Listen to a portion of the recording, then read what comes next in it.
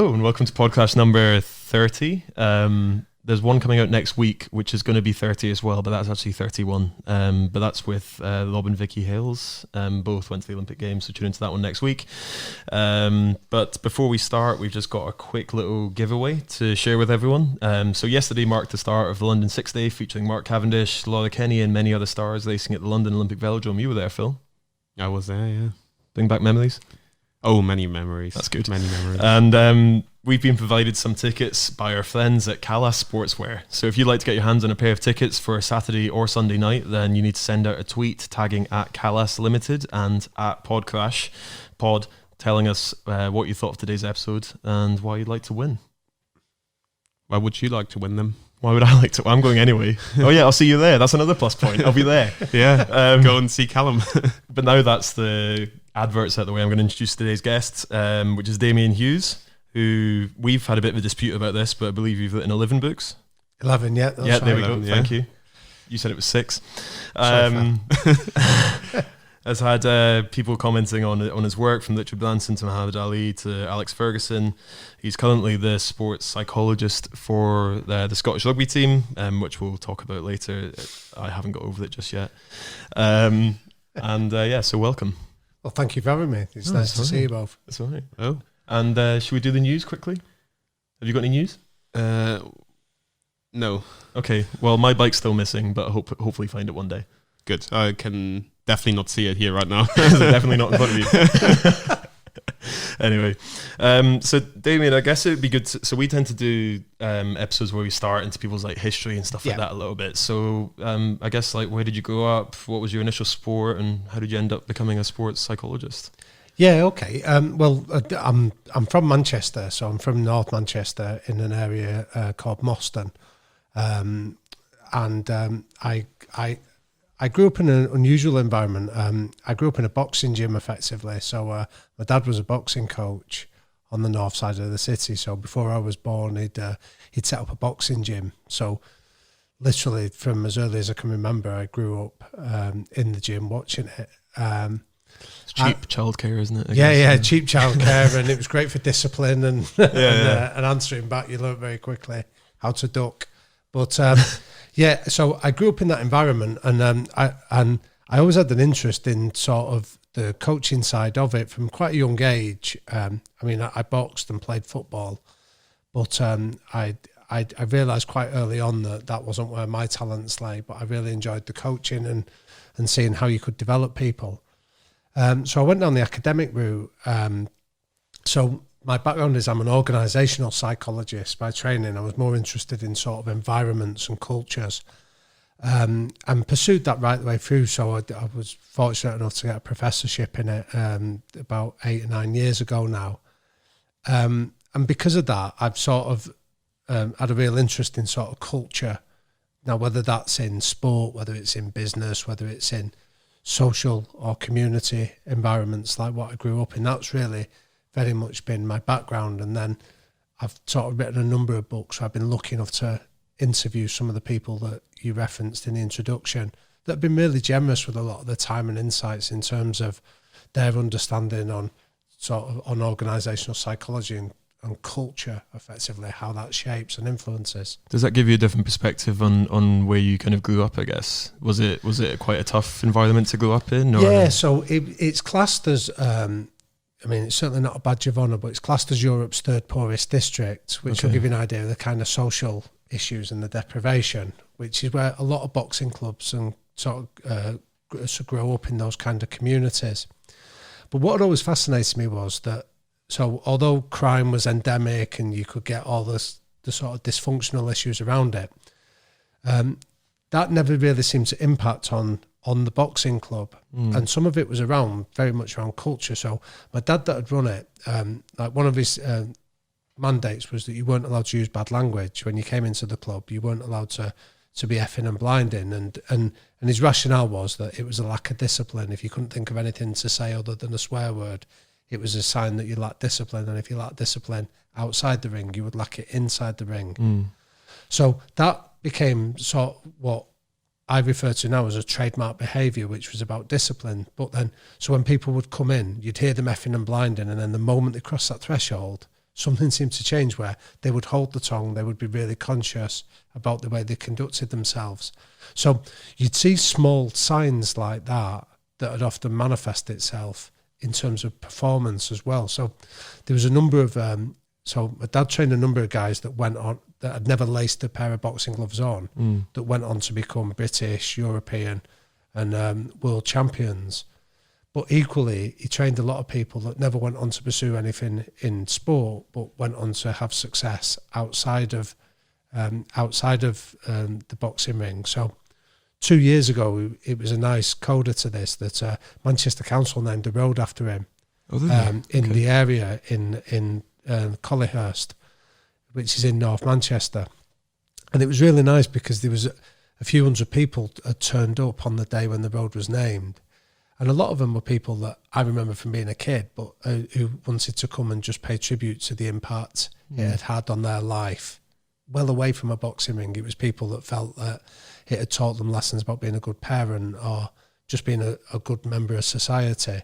So you can see how those kind of environments have a real ripple effect on it. And that was almost, I'd describe it as my early breeding ground to do a lot of the research that I've taken into other areas in the years since. I guess it seems like quite an obvious contrast between what you see as a bad culture outside the boxing gym and a good culture inside. Is that fair to say? Yeah, very much. So you'd see things like, I remember many years ago we did a survey. This is about 10 or 12 years ago. And I use the word survey lightly, but we went and asked the kids what did they want to do when they grew up. And being a footballer was the most common one. Being a boxer came second, but being a drug dealer was third on the list. Oh, jeez. Okay. But more specific, they wanted to work for a guy that was a notorious dealer on the estate. Because that commanded respect, I guess. Well, initially, we were shocked by it. And what we realised then was it'd be easy to go down the route of bemoaning that kids are getting worse these days, society's declining, things like that. And when we stopped and looked at it and said, hang on, let's have a look at what they're telling us. What they were telling us was what they wanted out of their lives, which is no different than what you do, than what I do, than what most people do. You want to be fairly rewarded for doing a good job. You want to feel you can make a difference. You want to work with people you like, and you want to be respected.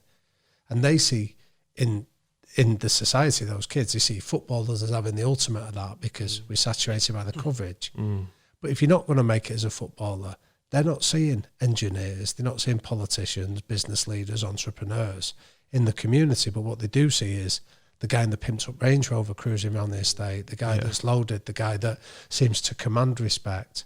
So it showed us that their frame of reference was simply to look at what they could see within their world. And what we tried to do within that community was to try and get them to see a bigger picture.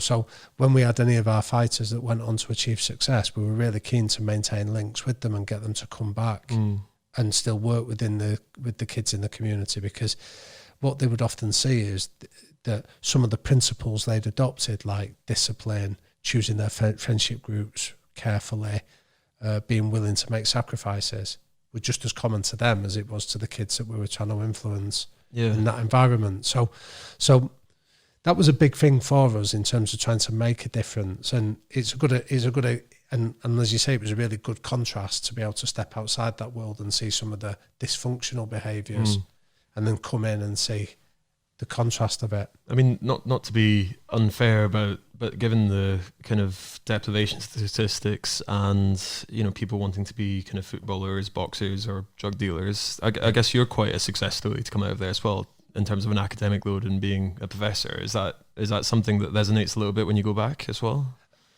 Yeah, a little bit. I mean, it's kind of... It couldn't have been a well-trodden path, I guess. Yeah, no, it certainly wasn't. But I think my dad saw me box quite early on and said, go down the academic route. But he was also very honest that, like, you guys work in sports, you know how brutal an industry it is. And I think boxing amplifies that even more, where not only is it brutal, you can get yourself badly hurt.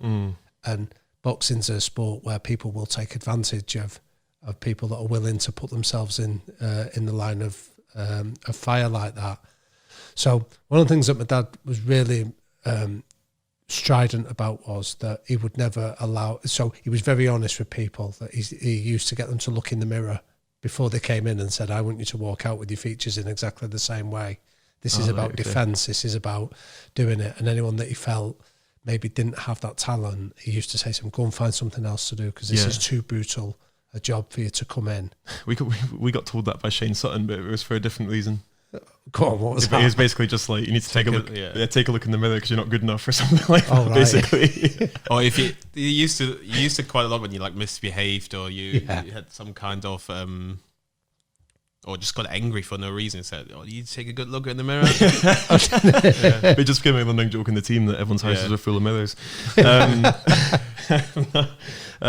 But no, I want to kind of fast forward a little bit to the present day, and then we'll get a little bit more into your kind of philosophy and stuff like that. So you've just flown back from Japan. Yeah. Obviously, we've got the World Cup is still ongoing at the moment. Sure. Unfortunately, Scotland aren't there. I'm sorry. It hurts.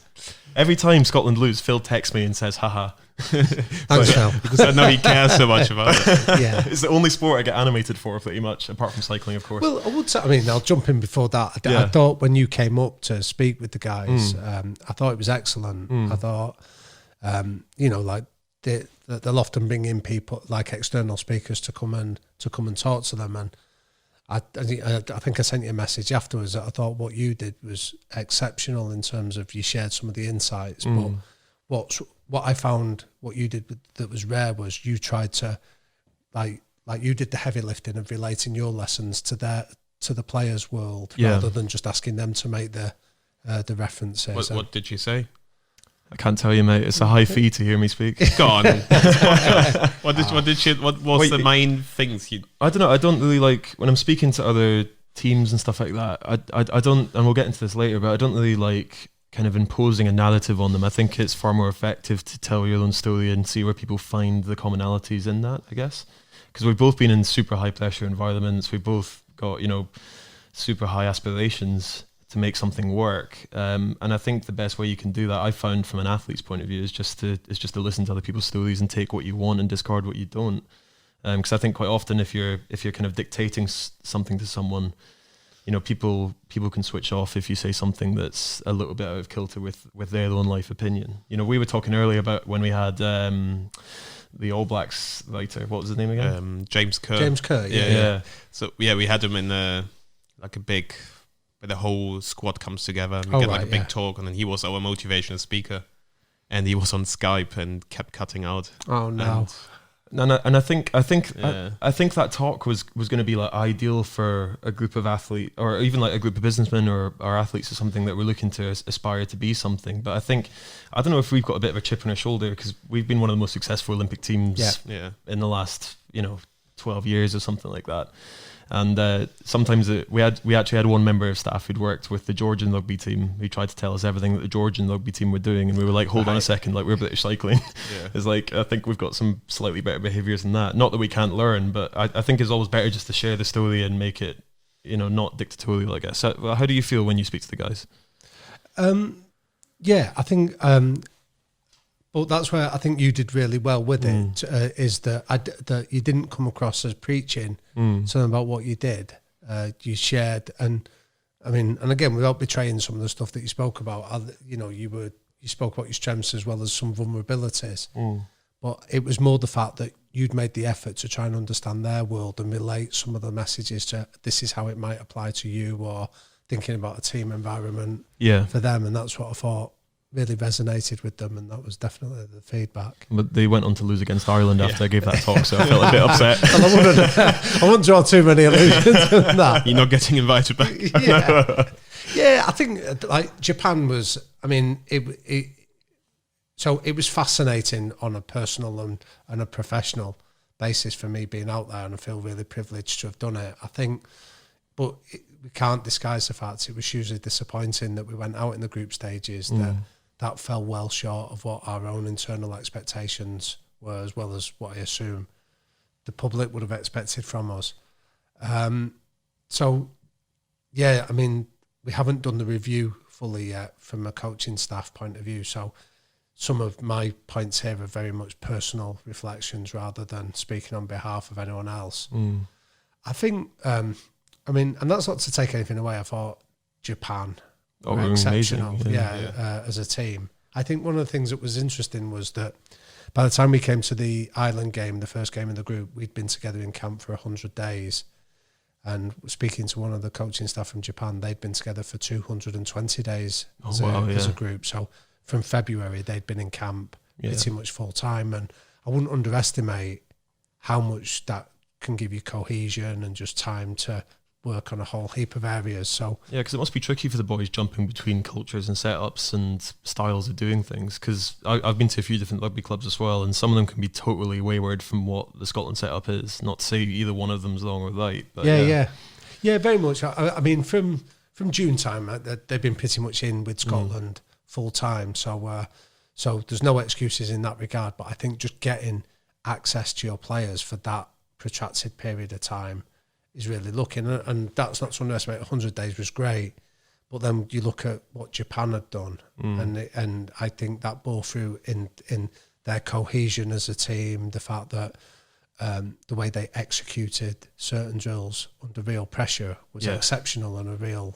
real privilege to get to watch it. Is the kind of consistent? Because I know you were saying it was below the public expectation, but I'd maybe contest that slightly, because I think the Scottish public, or even like rugby fans' impression of the Scotland team is one of maybe inconsistency, I guess. So we see the second half of the match against Twickenham when they drew with England, and most Scottish fans had turned off the TV, and then they look on Twitter and they're like, "Shit, I've got to get it back on," and they watched it, and they see one of the best rugby comebacks in history, and it's like rugby like he's going to laugh at me, but it's like poetry. It's like some of the best play you've ever seen. Yeah. And then some other times it just doesn't really come together. Is that something that's trying to be built on, I guess, going forward? Yeah, and I'd say, I mean, I think it's a really astute point. I think, and I don't think there's anything hidden around the fact that our big challenge is being more consistent as a team. I think the gap between our best performances and our worst performances is too wide. And I'd argue that that's a pretty good definition of a world-class team, that everybody has bad days, but that gap between your best and worst day is narrower than anyone else's. And at the minute, I think it's not up for dispute. Our gap is too wide. So when we have a bad day, we don't quite fix it quickly enough to be able to arrest the decline. So that England game at Twickenham was probably a textbook example that the first half we were dreadful, and then the second half at times we were sublime. So part of my challenge is to help look at how do we address it, and given the performances, it's still a work in progress. How did the players cope with, because before the Japan match there was a big chance that the match actually wouldn't happen? How did the players cope with that? Which means Scotland would be knocked out if it'd be a draw. Yeah, so the Typhoon Hagibis, and we called it Typhoon Haggis. But we just sort of went ahead as if the game was on, so we all the stuff was, so it was all the stuff that you guys all do in terms of when you go into camp. It's all about, if it's outside the bubble. Well, I heard it was slightly different, because I heard the Scotland team went jogging down to the ballroom of the hotel. Yeah, I mean, really? In terms of the debate, because they couldn't go outside. But I think what was interesting, and again, I'm wary of not presenting this as an excuse that we got beat. We got beat because Japan were better than us in that final game, but we had a 4-day turnaround from the Russia game to the Japan game. Now we knew that was going to be a challenge anyway, and given the fact that we'd underperformed against Ireland, we had to win it, and we had to win it with a bonus point. So there was no focus on Japan until after that Russia game, and we had 4 days that ended up, due to the typhoon, being reduced to 2 days preparation. So you're right that we were confined to the hotel on the Saturday before it, because we were told that the typhoon was about to hit. So yeah, the players did their final run through in the ballroom. So it reminded me of those changing room. Well, those changing room programs where sort of like they transform the look of a house in like the blink of an eye. Well, the hotel were the same. That we had half a ballroom, and then when the request was made, within about 20 minutes, they sort of opened it up. So it was like a big sports hall. How many laps did they do of that? Oh no, they didn't run around. They were just doing sort of like game plans and things like that. But again, we were conscious that was never going to be used as an excuse in terms of what it did, but it was a factor, the fact that a 4-day preparation became a 2-day preparation. But as for the hurricane, we never debated whether the game would be on or off. That was left to sort of the administrators to I guess argue. The comparison from our point of view was so before the 2016 Olympic Games, our performance director was sacked after allegations of bullying and sexism. Our bikes didn't work as they were meant to. There was daily press every single night, basically rolling, and there was camera trucks outside the velodrome and stuff like that. Which was quite enjoyable. Something going on in your life. It was something going on.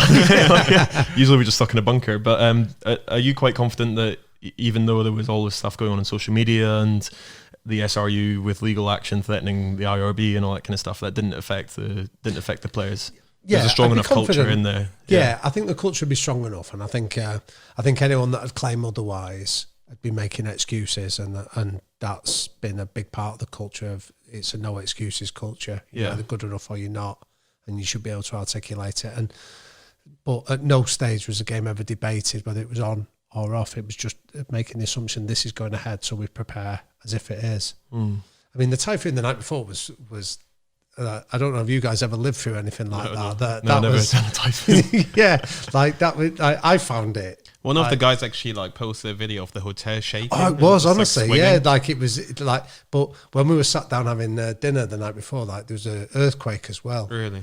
Yeah, just to add to it, yeah. Yeah, and I was sat next to a guy that had grown up in New Zealand, and he knew right away. He went, "Oh, that's an earthquake," and it was a 5.6 or something. Which I have no idea of the Richter scale, but it sounded impressive. But yeah, I mean, it was. But even that was like a rich experience. To live through something like that was fascinating in its own way. And what final thoughts on Japan? I guess with Phil potentially heading out there for summer 2020, what were they like as hosts? Phenomenal hosts. Yeah, I mean that was really. People. Yeah, I mean you'll see this next year, Phil. But I found it quite humbling.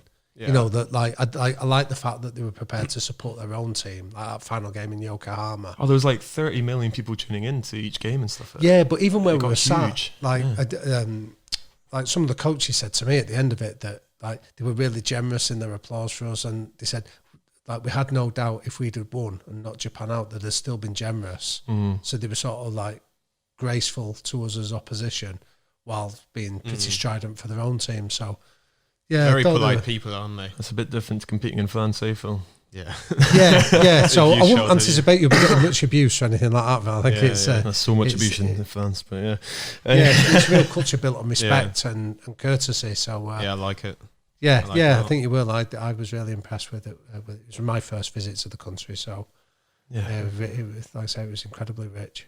And so I guess my next question kind of follows on, it loosely connects to Scotland a little bit, but one thing that Colin Sturgis said to us on an earlier podcast, which was really interesting, and something that I kind of partially agree with a little bit, is that if you're in a dark place personally, he said that he didn't really get much out of sports psychology. He kind of felt like he was good at that aspect of their life. Like, how big is the kind of personal element becoming within sport, I guess? Is it? Do you feel like it's growing, I guess? Or do you feel as if that's something you can help with, or something you prefer to defer? Because I've had a whole mixed bag of experiences of sports psychs that would either say, okay, go and see someone else, this is out of my hands, or I'll give this a go, I guess. Yeah, I mean, I'm often wary of sort of going down that route of doing too much around the sports side, because I'm conscious there's a lot of people that specialise in those particular areas. I think my interest has always been working with the coaches as opposed to necessarily with the athletes. And the reason I say that is because, I mean, some of it is my own biography of growing up in an environment with a coach as a father and seeing it. But I also think in my experience, if I stand up in front of a group of athletes in any sort of discipline, if I've got a decent level of relationship with them, say in a room, I might get 70% of them to buy in and listen and be prepared to invest in what I say. But equally, if you step back and look, there's between 25 and 30% of them that just won't buy it because I don't have the credibility in their eyes to deliver the message, or it might just not be relevant. You might be speaking to somebody that gets the point that you're trying to make anyway. So what I prefer to do is work with the coaches, because I think when their coach stands up and delivers the same message, 90 to 95% of people in the room will buy into it because they wield the ultimate power. So my interest is more about working with the coaches to equip them with some of these skills to be able to spot potential issues and to be able to deal with it quickly. And a lot of it is about seeing the athlete as a person first and an athlete second, not just seeing them as a commodity or somebody to do it. So I often say to coaches that I'll be another pair of eyes and ears for them when they go into the room. Maybe I'll stand there and try and observe the room and say, maybe you need to go and pick up with that particular individual, or you might pick up a feeling that somebody isn't buying into it, that I can go and maybe be a different voice. But I think that equipping the coaches with the skills to be able to make some of these psychological interventions is far more productive than sort of rolling in external people or even psych specifically to do it. And do you feel that say if you happen to be working with a coach that's got a really low kind of human element to them, I guess. Yeah. I guess one of the things that Steve Peters said to me that stuck with me a little bit is that, you can give someone all the training you want sometimes, but ultimately if they don't have that human angle, it's really difficult to try and give it to them a little bit. So yeah, very much. Is there, this is a bit of a tough question, but do you ever feel as if you're working with coaches that are no-hopers and they'll always just see life mechanically? Or do you feel as if everyone can be trained up? Yeah, I think everybody can be trained, but they have to be open to it. But sometimes you'll meet some people that just don't buy into it and don't see it. What I'd say is, in my experience, those people don't tend to invite me in. So, or when it has happened, I've seen it, and I'm sure Steve would say this in his experiences. Sometimes you get brought in almost like as a silver bullet.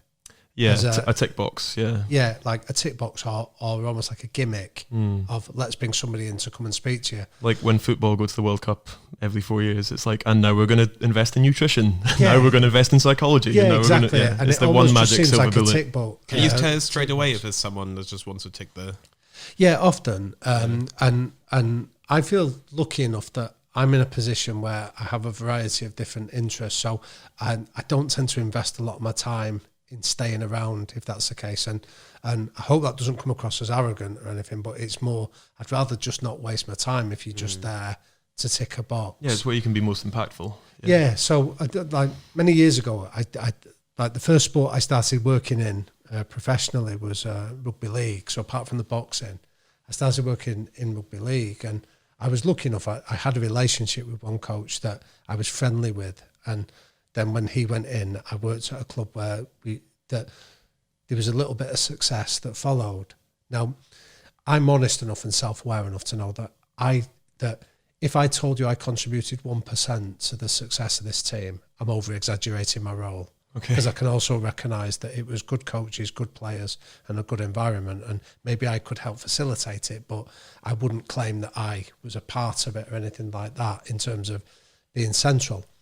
But what happened was, because they'd had success, you get a lot, like sport, like industry, people look for silver bullets and they go, what happened there? And then they'll see somebody like myself from an organisational psychologist perspective and go, it must be that, because we're not sure what that is, and that must be the answer.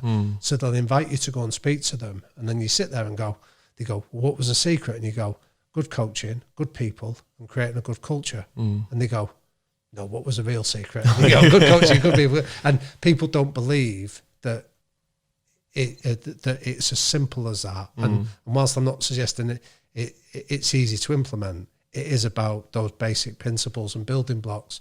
But people are always looking for the shortcut, the silver bullet, the next, like the latest fad. And I think when you go into environments, you can see that really quickly.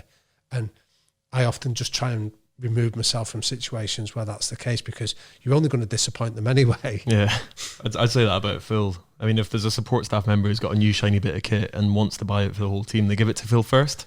Right. And he's like, oh my God, this is the silver bullet I've been looking for. I don't get that much anymore. Because I'm not, I used to be, that's the reason I'm going faster. But now I'm quite critical about things. So I don't get these silver bullets. You got to be careful about being hypercritical, I guess. But one of the points that I found quite... So say if you were working in... So cycling's predominantly an individual sport. And if you were working in an individual sport, would that tailor you working more with the leaders instead of the coaches? Because I think, I'd say in our setup, definitely it seems to be a lot of the time is spent one-to-one with the leader, I guess, or the athlete.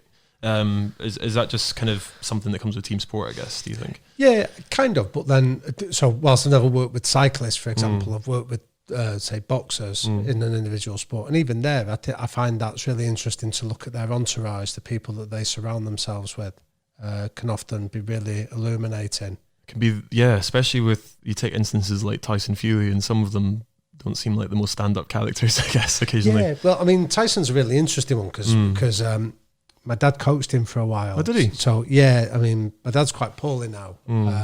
So before he got ill, he trained Tyson. So I was aware of some of his background and some of his family, because I remember his dad was a boxer, John, like 20, 30 years ago. So again, you can see sometimes the impact on these family environments and like the advisors that they surround themselves with. That I interviewed Anthony Joshua a few years ago, and he was an interesting one because he spoke about how he was on bail for an armed robbery when he was 18. Yeah. And it took the trauma of going through something like that before he finally woke up and had a look at his support group and the people that were around him. I guess if you grow up with this as well, you don't know any different. So Exactly. you just get used to it. That's kind of going back to the earlier point a little bit. It's like good culture inside, bad culture outside, and that kind of feeds whatever's going forward. I mean, you see, I mean, again, I can only speak about boxing, but I'm sure cycling is similar in this regard, that when you first start out, it's very much a solo pursuit. You're doing it and people might not quite understand it. And as soon as you have a bit of success, it attracts a lot of people to your world, into your orbit, that always knew you were going to be successful. And you remember when I did this for you and things like that. And I can see how for young people that is really seductive. That can be really nice, that you've got these people from that have come into your orbit that are telling you how great you are.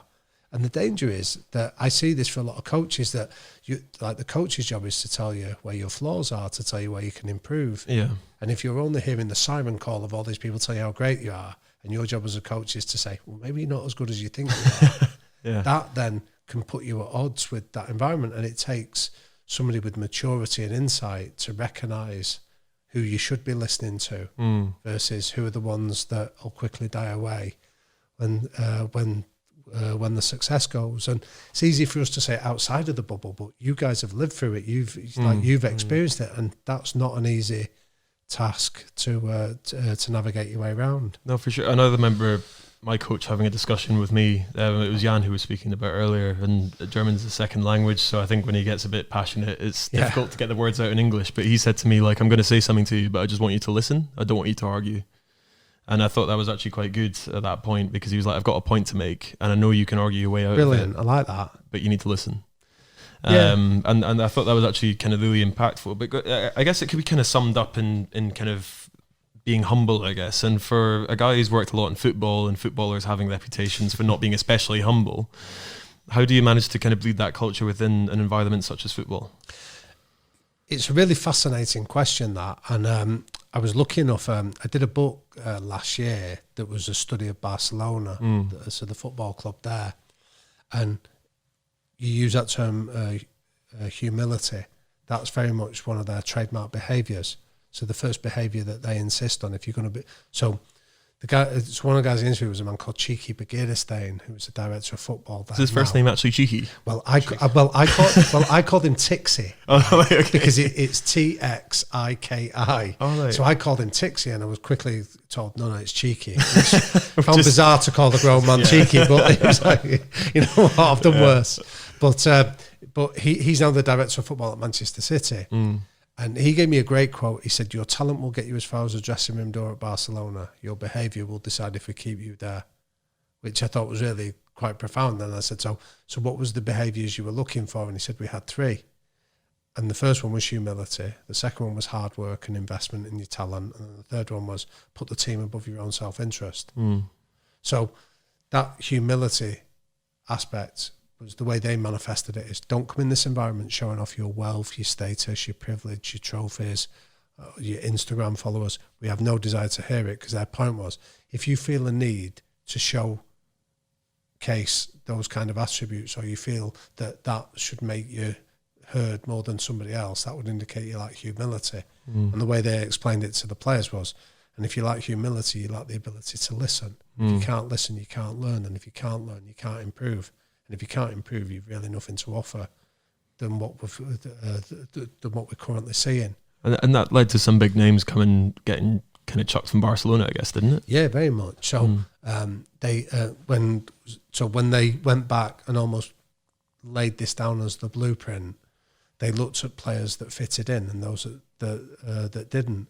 So they omitted three guys very quickly. So one was Deco, one was Ronaldinho, and subsequently one was Eto'o. They brought in Zlatan Ibrahimovic and moved him on quite quickly because they just didn't embody these behaviours that they were demanding. So, but to answer your question about how does this get almost encoded within a culture, that's where you effectively, one, you need to tell people that they're the rules of the game that you're playing by. You can't just do it subjectively. This has to be communicated clearly up front. The head coach needs to role model it, but then the most important element is you need players that will police it. So the phrase I use when I work with any team is... it's so powerful when it comes from the players themselves. Yeah, so the phrase I use is a phrase from a Norwegian psychologist called Willy Raylo that used this phrase many years ago called the cultural architect. And a cultural architect is almost the people that amongst your peer group that just role model and embody the behaviours. And you don't need to have everybody doing it, but you need a core group of these guys that are respected on a social level and a technical level, but they're the ones that police it. So if I come in and say to you, stop doing that, the impact is minimal. If one of your teammates says to you, stop behaving like that, you stop and listen and you take it into account. So to answer your question, you need cultural architects in any organisation, in any team. You need to have a core group of people that almost run the show for you. I think sometimes in our team, I kind of think of British cycling as having, especially the sprint boys, being some of the most humble guys around, especially what you hear about from other sports, like athletics gets a bad name, don't know if it's true or not. And like talking about the Instagram followers, we actually paid a bot to give one of our teammates many more Instagram followers just to wind them up. Basically, it's like that kind of thing. You were scared, wasn't he? Yeah, he thought he got hacked. Yeah. But I think one of the interesting points about that. So going back to that talk that we got from about the All Blacks was, we had the same kind of messages about, everyone sweeps the sheds, everyone conforms to that culture, and if you don't, you're out the door. I think something that's maybe a little bit interesting with British cycling is, and probably with a lot of national teams, is that culture definitely applies to when you're in the age group categories.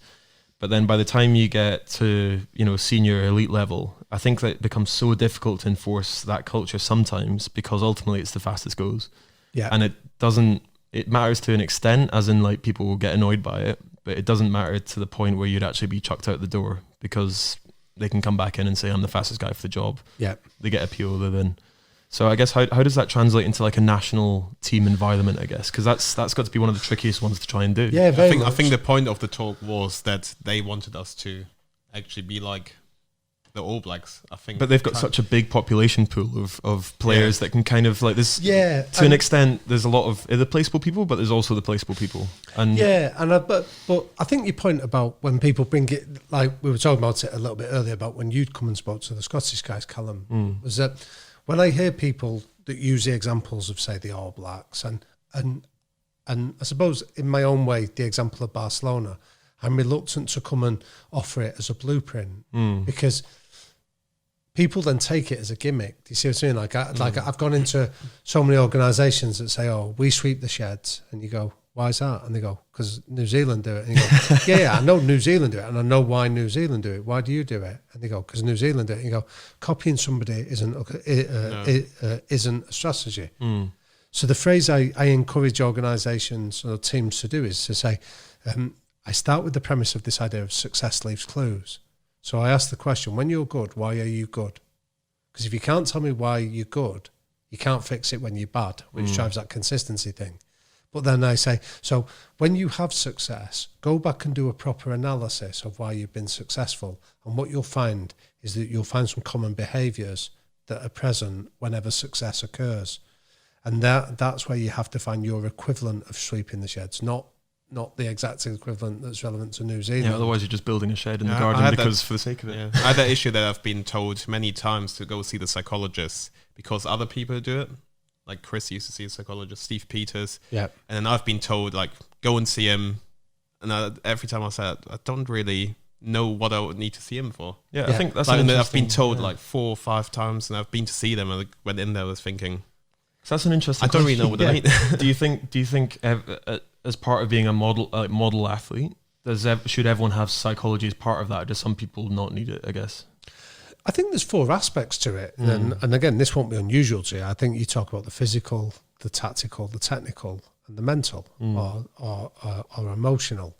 So, I think to come out as a rounded person, as a rounded athlete, you need all 4. You need all 4 of those legs. But some people have greater capability. Like some people are physically more gifted than others, so that maybe they don't need topping up in the gym as much as somebody else would do. Somebody might have a coping strategy to deal with pressure that they've learned through their own history, their own story. So I don't think it has to be there. I think sometimes what psychologists can do is help you almost be able to understand it and to give you a label to some of the techniques that you've learned. So like what makes you so strong mentally, I guess. Yeah. So start with the premise that, or like what makes you good, as we were saying earlier. Yeah, exactly. So rather than come and say what's broken, say what's working for you. If you've got this far, I mean, that would be a question I'd ask you, Phil, that you've been successful. So my question is, why have you been successful? You've coped under pressure. How did you cope under pressure? Those questions like that, because you've got plenty of evidence to be able to support the answer to it. So we're not coming and say what's broken. We come and say what's working and how do you do more of what's working. I've been waiting desperately for this moment in the podcast where we actually find out what makes Phil Hines tick and what makes you, because there's so many people wanting to get to the bottom of that. Go on. I don't really know. I haven't really thought about it. Well, I guess one of you. We think what I like is leading up to racing, or when it gets, for example, the Olympics. I just get really focused onto this one goal, this winning or doing well at the Olympics, and I can't really do it after an Olympic cycle because I feel like I need to. I don't know. I feel like I need to have a break, have some fun, take holidays, and then I've only really got 1 year where I can focus on this one goal. Yeah. And I think that's what I'm good at. That's why I've won 2 gold medals. Do you feel as if you're prone to offloading issues that you have? Oh yeah, yeah, it's terrible. He used to come barging into our flat, like basically like 2 months out from the British Championships, and go, "Are you nervous? I'm nervous. Are you nervous? I'm nervous. Are you nervous? I'm nervous." And then he'd just leave, and he'd get you all worked up. Yeah, I'm like 10 out of 10. Really bad at this. Just letting my worries out on other people. He calls me up sometimes and he's like, "Oh my God, this has happened today." I'm like, "Mate, you're fine. Just." Yeah, I get bad anxiety. But then, and again, without doing therapy on a podcast. No, it's fine. Let's do it. Let's do it. So many people interested in this. Yeah. No, but to me, that's fascinating that what you've learned is a technique of being able to share and choosing your audience, who you do download it, and then just being able to move on from it remarkably quickly. Being able don't know if the other guys like it, but sure, well, maybe that might be. But then that's for them to tell you. That's for them to speak about their boundaries. Oh, we told him where they do it, right? But you still kept doing it. I like belligerence, Phil. You like it, really? I did actually. I found it quite funny. Yeah. No, it was good. I want to talk about talking about being funny. I want to talk about the kind of role of humor in a team, because I was listening to some of the stuff that you were doing earlier about the fine line between banter and bullying, and then also like how humor can play a part in resilience and things like that. So I think, sometimes people have described our team as possibly being a bit too harsh to each other, I guess. So you've had a few chats saying like you can't say this anymore, or right. It's only really. I can't remember if it happened before the whole scandal thing happened, but I think everyone got a bit more careful after the whole scandal in the news happened, and we had to tone it down a bit. I guess it must be such a tricky balance to have that element of humour within a team, but not have it cross that line. Yeah, I think that I normally say this to be really provocative when I work with teams. I often say, when I hear anyone that regularly uses the excuse of it's just banter, I just assume they're a dick. Oh, Phil, you say that quite a lot. Right. Well, I'm not backing down from that. You're like, it's just banter.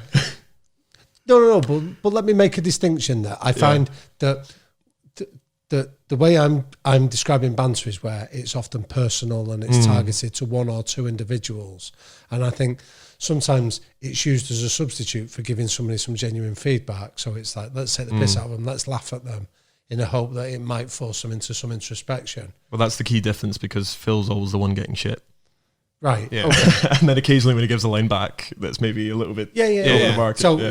So, but when it's used, rather than sit you down and say, Phil, can I give you some feedback on this in a private way? When it's done, I'll rely on the group to laugh at the piss taking in the hope that he might pick it. And then if Phil takes offence at it, the problem's with him because he can't laugh at the joke. I see. Okay. So the easiest way that I would say is so humour is essential for any of us going about our working life. But I'd say when the humour goes from so if it's something personal as opposed to behavioural, you're probably starting to cross into the line where it could be perceived as being overall harmful to the culture of an organisation. So if I take the piss out of something that you might have said, well, you can change what you said. Yeah. If I take the piss out of something that defines who you are or your background, well, there's not a lot you can do to change that, and that's where it can often be seen as toxic. So we better stop making the German jokes to Phil then. My pouch jokes. No, you can change your pouch. He calls this little. Calls this little muffin top that he's got in his stomach his pouch. Right. You can definitely change that. I mean, it is one of them that it will always be subjective. So I'm conscious that if it's taken in good jest as well, but like genuine good jest, not they're just laughing with it to get through it. I think with our group, it's only really four guys of us, so it's quite a close group.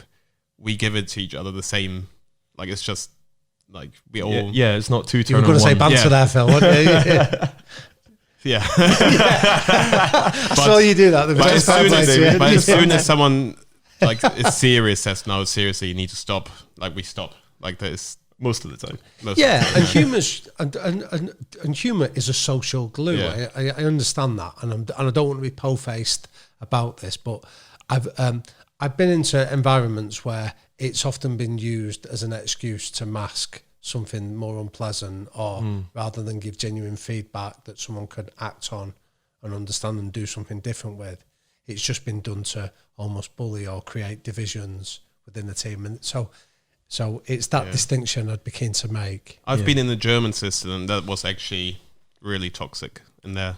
Right. Because where the older guys were pretty much deciding everything, and I remember they got an email from one of the top riders in the German team, male elite riders, saying, and I've done a decent time as a junior. I got an email from this rider saying, I'm not good enough to do these times. I've been faster than you as a junior and stuff like this. And like as a 16 or 17-year-old, getting an email from like a elite rider you've actually been looking up to. Wow. That's a toxic team. Did you? I mean, I know obviously you did take it personally, but I'd almost read that as a point of insecurity based on that rider. Like you're going so well, and they're questioning as to why it could happen. Oh yeah, I've showed it to my coach at the time. He said, "Yeah, it's just what they are like." Wow. But I often find it that again, it's that Barcelona example. If you feel the need to show off what you've achieved or your successes to be heard, you probably don't deserve the respect that you're seeking anyway. You know, if you feel the need to tell people how important you are, you probably lost the argument in the first place. Yeah. And so I want to pick up before we start to wrap up a little bit about another point that I've heard you make as well, where you know you're talking about a kid putting a portrait on a fridge and all that kind of stuff, and you said that at quite an early age, which is something that I've struggled with quite a lot personally, is that you become defined by your achievements, not by who you are as a person. Yeah. So it'd be great to hear. It'd be great to hear that example, or if you've got another one, that'd be awesome. But I think that's something that I definitely struggled with when I was at my lowest. Was that, you know, I felt when I was Olympic champion. Well, I still am Olympic champion. That's a bad point, Steve. I hope you're not listening. Like I was Olympic champion, and then within about 2 weeks, I felt completely insignificant again. Because you know the reality of it is that you're Olympic champion, and you just happen to be, well, not happen to be, but you're the best you are on that day. And who's to say someone's not better the next day tomorrow? How do you manage to coach people to stop looking sideways and start thinking about where they get their own self-worth from? I often find the easiest way of explaining it is to what you're defining there is the outcome stuff, that you have to achieve an outcome to be worthy of respect or any of those other characteristics. When if you look at the process of it, if you can articulate how you got there, and as you say, that the outcome stuff was just a nice consequence of it, but that wasn't who you were and who you defined yourself. And that's where I go back to that idea of this phrase, trademark behaviors. What are the behaviors that you define yourself as? What are the behaviors that are non-negotiable within your world? And did you demonstrate them consistently? And because I think they're the ones that are almost eternal. They're the ones that you can hold on to regardless of somebody's better than you. So it's like the example we were talking about, the Scotland guys out in Japan. Japan were better than us on that day. So do you deem it as a overall failure? Well, the question is, if you go back and you look at, did we demonstrate the behaviours that we were keen to define ourselves by? That gives you a more productive discussion than just writing off the whole experience of Japan because we didn't get the outcome on the day. So I think it's about process as opposed to just outcome, and just measuring yourself on medals or trophies or Olympic titles. This is about how you got there and how you conducted yourself in the process of it. I mean, that process, not outcome, is definitely a mantra of what's made us successful. But it's weird to come out of as a product of that system, and almost feel like I don't really think Vicky Pendleton's talked about this as well. She didn't really feel as if she made it or she had any kind of respect until she was Olympic champion. Like, it didn't matter if you're world champion, European champion, anything like that. But that kind of hones it back in onto that results base. It's not about Vicky as a person; it's about Vicky the cyclist, I guess. Yeah. So the example I mentioned about the kids is the fact that I did a book on Alex Ferguson a few years ago, so I used that example in relation to that I said, if Alex Ferguson's grandson came home and presented him with a drawing that he'd done, I often do it as a joke. I've got no knowledge if Alex Ferguson does do this right away, but in terms of seeing how he operated at Manchester United, it's an allusion to it, that he would probably put the drawing to one side and say to his son, his grandson, I think you're great, I think you're a caring person, I think you're very kind, I think you're a great classmate and things like that. And he'd establish who he was as a person before he would look at the drawing. And then he would probably critique it and say, that's not very good. Your sense of perspective's not very good. I've never seen a dog with 5 legs or something like that. And he would probably do that. And the point I make is his grandson would probably say, I know, it's because I'm 5. My ability to draw isn't developed. Yeah. But he's made a distinction between the picture and his grandson and the qualities that he brings. And I think that's often a helpful way for you guys as athletes to think about it in relation to that. Somebody might be better than you on one day, but that doesn't negate the qualities that have led you to be in an Olympic final or to be successful at whatever the discipline is that you're doing. No, for sure. So we'll find you a job after sport, Phil. Yeah, please. So I want to kind of start to wrap it up on a point which me and Phil found quite funny from doing some research, and that was that you don't believe in writing stuff on the wall. You don't really believe in kind of quotes and stuff like that. No. Because we had a pretty good moment with Jason Kenny back in the day, and there was a Joe Paterno quote on the wall, and it said, "The will to win is important, but the will to prepare is vital." And he basically stood up and made a point and said, "Why are we spending fucking money on putting shit on the wall when no one reads it?" And then half of the people kind of went, "I've read it," and then half of the other people went, "Yeah, I agree with Jason." Yeah, I've never looked at the wall and think, fuck, that motivates me.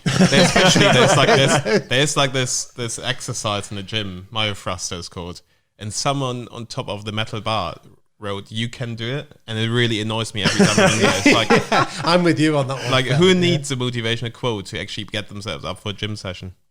And the reason I've got a problem with it is because, again, I've got this aversion to gimmickry, and to me it's a gimmick that winners never quit and quitters never win and things like that. Well, sometimes you do quit. Sometimes I might have to. Sometimes. So it's or like not true. Winning is all about hard work, eh, Phil? Yeah. So I've got an aversion to it. I think what's more effective is reminders of the behaviours that get you there. So if you're going to put something up on the wall, remind people of the behaviours that you've identified define you when you're successful, but don't put quotes up, because my challenge is if you need something on the wall to motivate you, some serious questions need to be asked about the environment that you're in the first place, that is seen as necessary, whether that's questions about you as an individual or the coaching environment or the work that your coaches are doing. So I often think things like that need to be challenged, because then what I'm always interested in is the alignment. So say, for example, I use an example many years ago where I went into a business, and one of the chief exec I met was telling me that he wanted it to be considered as a meritocracy. My question was, what's that? And he said, well, everyone to feel that they're equal, and if you've got a good idea, you can share it and it'll be well received. And my question was, well, why do you have reserved car parking spaces for senior leaders? Because I can contradict what you're telling me versus walking through the car park and seeing that you're not a meritocracy. The more senior you are, the better your car parking spot. And my challenge was, I have no judgment on what you should do, but what I would say is there is a misalignment between what you say versus what you behave like. So change one or the other. And in the case of this chief exec, he said, I'll change what I stand for, it'll be easier. Which tells you how sincere he was. But my point is, you should be able to walk through any organisation and see that alignment between what the behaviours that are going to get you a gold medal or a high performance versus what you do on a daily basis. And motivational quotes are not going to, when you're stood on that starting line at next year's Olympics, Phil, that's a motivational quote is not going to make a difference between you winning a gold or a silver. It's about the behaviours and the behaviours that have been embedded for many years. Yeah, I can't wait for your coach to whisper that in your ear at the start line. You can do it. You can do it. Imagine that, yeah. The worst motivational quote was the one where it says, "Are you Rio ready?" Oh, well, are you? No. It's past, every time we came in there, it was like, no, I'm not ready yet. It's Tokyo trajectory. Are you Tokyo ready? Yeah, which is, I mean, like, I guess that's something that's probably quite easy for people to dismiss psychology about. It's like, there's too much bullshit, basically. Yeah. And I quite like what you're saying a little bit in terms of getting rid of that hypocrisy. And I question sometimes if some athletes are blind to it. So it's quite often I'd be hanging out with Jason and I'd be like, have you noticed how this person says one thing, but yet they have that certain behavior? Yeah. And he'd be like, I didn't realize until you pointed out to me, but now I'm really fucking angry about it. And it would just kind of roll on from there. So I guess the first bit is like, do you think you're kind of a little bit ahead of the game if you're kind of ignorant to some of that stuff? And also, like, it's about, I guess that's the main question. It's like, is being ignorant to those kind of hypocrisies something that's a benefit? And what do you think about waffle in psychology? Yeah, I think sometimes ignorance can be bliss in that regard, that if you don't spot it. But I also think that with the Scotland guys, we introduced the Dunning-Kruger law to them a few years ago. And some of the players were really intrigued about it, more from a social media angle, where they were getting abuse on social media, and I'm sure you guys are familiar with the sort of toxicity of that world, where people can write all kinds of vile comments about you. And I think some of the players struggled to handle it, so we introduced them to the Dunning-Kruger law that said that the essence is, if you're smart, you can explain just why you're smart. If you're talented at something, you can break it down. But on the flip side, if you're stupid, you're too stupid to know just why you're stupid. Yeah. So we got them to understand that about some of these guys writing and saying, I could do better than you could do. You go, they don't understand just how good you are to realise how bad they would be at the same task. So we got them to sort of then do an exercise that said, who are the people that if they genuinely came and said to you, you were really poor today, would it pull you up short that you'd think about? And the reality was, for most young athletes, it was their parents, maybe a partner, and maybe one or two coaches. So now if they told you were bad, you'd probably listen because they appreciate the sacrifice and the hard work that's gone into it. Anyone else is outside the bubble that you really need to be a little bit more circumspect in how you handle it. And I think the same applies for athletes in terms of who are you listening to? Like, there is a lot of waffle that's out there, people that want to claim credit for your successes. And the reality is... there's plenty of them. But there's no coach that can really claim credit for your success. It's the athlete and the environment you grew up in, the influences around you. A coach can make... Like, the Barcelona research says, there was a research from a guy called Bas van der Wiel, a Dutch economist, that looked at how important is a coach. And what he found is the best coaches will impact a performance by around 10%. Now they might have a negative impact by more than that, but they won't have more than 10% impact. So a question when I work with coaches is, are you maximising your 10%? Yeah. Is a question you really need to be asking. And is that waffle, is that latest gimmick? Well, some of them might take offence to that, I guess, wouldn't they? Because there's been some coaches that got a massive ego and think that they're kind of God's gift to the team, basically. I mean, to say how you're going to maximise your 10% must be a difficult pill for someone to swallow. It often can be, yeah. But then again, I'm working with coaches. I say there's 3 things that people will be judging you by. 1 is your energy. 2 is your intelligence. Do you know what you're talking about? And the 3rd one is integrity. Do you role model what you're asking everyone else to do? Don't tell me you're a team player and then sort of choose to sit alone, or you want to behave differently from the rest of the group because people don't follow a hypocrite. That's part of our evolutionary toolkit that says, why would you follow somebody off the end of a cliff if you think they're going to get you killed? Yeah. So you follow people that you believe act with integrity, that do what they say they would do. So coaches need to understand that. I think there are 3 criteria: intelligence, energy, but the most important one is integrity. So they have to be able to role model what you're asking your athletes to do. No, absolutely. I think you've summed it up beautifully there. That makes a lot of sense. So thank you very much, Damien, for coming on. Oh, thanks for asking me. It's been a real treat to come and meet you. I'm glad we could make it work at last minute notice. Yeah, no, well, thank you. It's been a real treat, and I've enjoyed listening to the podcast. So, okay. Yeah, nice. No, Nice. I do a lot of travelling, so I was looking for sort of stimulating chat, and I think what you're doing is fantastic. Well, we're going to keep going and keep speaking to different we're looking to get Fraser Brown on from the Scotland team as well, so that'll be an interesting story, I'm sure. Fraser's got a really rich history that I'm sure would be fascinating for listeners. See what his thoughts are of losing. Exactly. Against Japan. I thought for a second you were going to say, see what his thoughts are on Damien, and I was like, that's a bit harsh. Don't ask him, I might not like the answer. So we basically give all our guests an opportunity to shout out their social media channels, anything you're looking to push that's going on. Any books coming out in the future. Or ones that are already out. So now's your chance.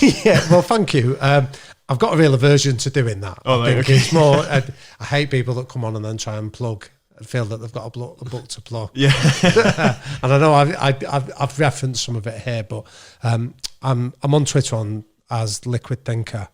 So if people have got any questions or got any observations, happy to. And there's some super witty and thought-provoking quotes that come out. Not quotes, because we don't like quotes, but statements that come out of there. It's really interesting actually to follow you on Twitter. Much better than Phil. I don't even tweet that much. He comes to me all the time. He's like, "How do you think of stuff to tweet?" I'm like, "It just comes to me, mate." All he tweets is about is 2016. Everyone's like, "We've heard it already." So I'm just going to sign off quickly with our giveaway that we're doing. So obviously yesterday marked the start of the London 6 Day featuring Mark Cavendish and Laura Kenny and many more stars racing at the London Olympic Velodrome. We've been provided some tickets by Callas Sportswear, so if you'd like to get your hands on a pair of tickets for either Saturday or Sunday night, all you need to do is send out a tweet tagging at Callas Limited and at PodCrashPod, telling us what you thought of today's episode and why you'd like to win. So next week we've got a quite drunken conversation. Rob and Vicky Hales, yeah, both very esteemed Olympic athletes. But there was wood-fired pizza and a little bit too much booze. Phil abstained because he's an athlete, but I got stuck in. So listen out for the slur. And so tune in next week. And thank you again, Damien, for coming on. And follow us on Instagram and Twitter, whatever. And please subscribe to the podcast and leave a review. Yeah, because I don't think we've ever shouted it out on the podcast, so I might as well do it now. Do it, Phil. You've changed, mate. You've got a commercial and professional. Oh, we need to. Worse than James Haskell. No, I don't think anyone can be worse than you and James Haskell. I'll do anything for money. But anyway, okay, thank you very much and tune in next week. Cheers. Cheers. Cheers. Cheers. Cheers.